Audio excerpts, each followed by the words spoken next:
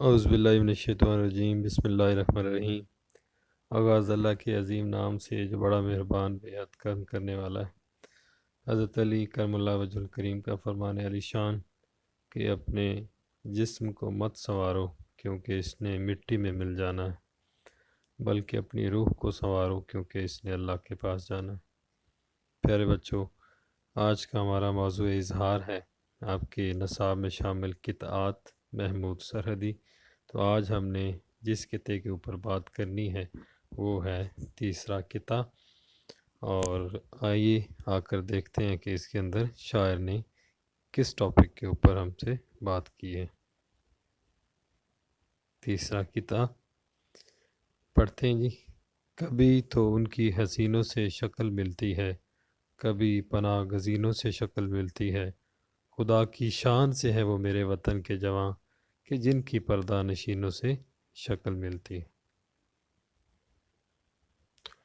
مشکل الفاظ کے معنی۔ سب سے پہلا لفظ ہے حسینوں، جس کا مطلب ہے خوبصورت لڑکیاں یا خوبصورت چہرے آپ کہہ سکتے ہیں۔ دوسرا لفظ ہے پناہ گزین، جس کا مطلب خانہ بدوش کو کہتے ہیں، ریفیوجیز یا خانہ بدوش۔ تیسرا لفظ ہے بچوں شان، جس کا مطلب ہوتا ہے فضیلت۔ چوتھا لفظ جو ہے وہ پردہ نشین ہے، جس کا مطلب پردے میں رہنے والی عورتیں یا پردے کے پیچھے چھپے ہوئے۔ اب آتے ہیں اس کی تشریح اور توضیح کی طرف۔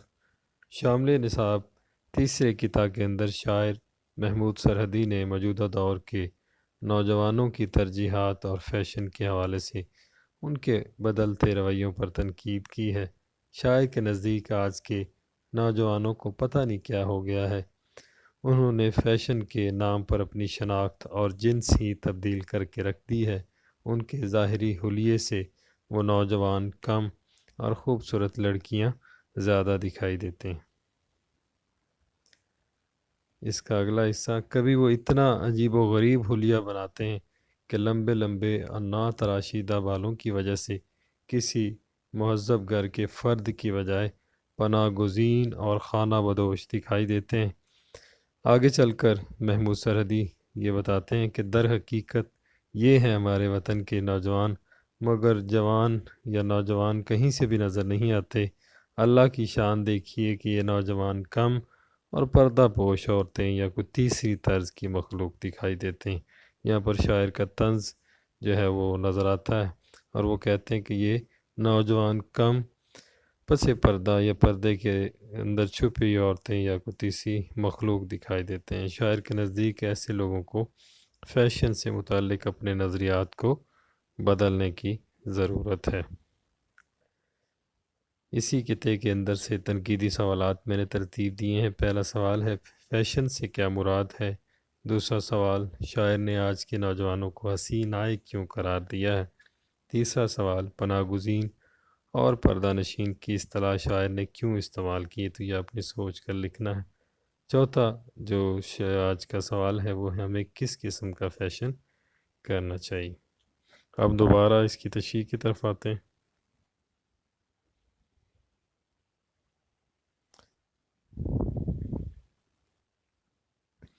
تو یہ قطعہ ہم نے کلاس میں بھی بچوں پڑھا تھا، تو اس پہ مختصراً میں ایک بار پھر بات کرنا چاہوں گا۔ تو شاعر نے آج کل کے جو عمومی فیشن کے حوالے سے رجحانات ہیں ہمارے نوجوانوں کے، ان کو تنقید کا نشانہ بنانے کی کوشش کی ہے۔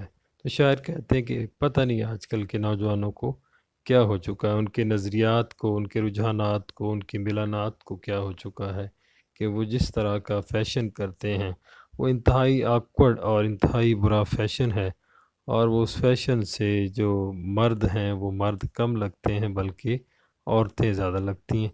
تو آپ نے بھی اس طرح کے جو نوجوان یا لوگ ہیں وہ اپنے ارد گرد دیکھے ہوں گے، کبھی آپ کسی پلازے میں گئے ہوں گے تو اس طرح کی چند صورتیں آپ کو نظر آ گئی ہوں گی۔ تو ایسے لوگ لافنگ سٹاک بن جاتے ہیں، لوگوں کی تصحیح کا نشانہ بنتے ہیں۔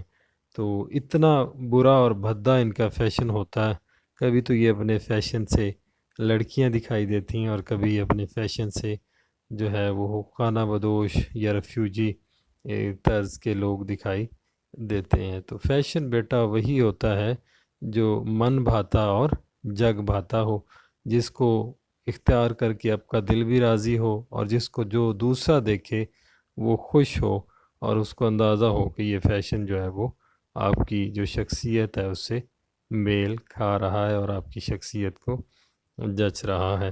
تو کبھی بھی کسی رضوان کو رضیہ نہیں بننا چاہیے، کبھی بھی کسی جو ہے میل کو اپنے فیشن کے رویے کی وجہ سے فی میل نظر نہیں آنی چاہیے، بلکہ وہ اس طرح کا فیشن اختیار کرے کہ دوسرے لوگ جو ہیں وہ ان کو دیکھ کر خوش ہوں، نہ کہ اس کے اوپر تنقید کا نشانہ بنائے، اور نہ ہی دوسروں کی انگلیاں اس کے فیشن کے اوپر اٹھیں۔ یہی آج کے اس تیسرے خطے کا مرکزی خیال تھا، بنیادی تھیم تھا، بیسک آئیڈیا تھا کہ شاعر نے جو عمومی رویے ہیں، عمومی رجحانات ہیں نوجوانوں کے فیشن کو لے کر، اس کے اوپر تنقید کا نشانہ ان کو بنایا ہے۔ میں امید کرتا ہوں کہ آج کا یہ مختصر لیکچر جو ہے، اس کے اندر جتنے بھی اہم نکات تھے وہ آپ کو اچھی طرح سمجھ آگے ہوں گے، اور میں دعا گو بھی ہوں کہ اللہ آپ کو خوش و خرم رکھے، آپ کے اور آپ کے اہل خانہ پر اپنی رحمتوں کا نزول عطا فرمائے۔ تو جو اس ویڈیو لیکچر کے بعد آپ نے جو ٹیسٹ کی صورت میں اسائنمنٹ مجھے سینڈ کرنی ہے، ایک تو جو 4 سوالات اس کے آخر میں دیے گئے ہیں ان کے جوابات آپ نے مجھے بھیجنے، دوسرا آپ نے مختصراً اس خطے کی جو تشریح ہے وہ لکھ کر پیج کے اوپر مجھے سینڈ کر دینی ہے۔ اللہ آپ کے اوپر ہمیشہ اپنی رحمتوں کا نزول عطا فرمائے۔ والسلام، اللہ حافظ۔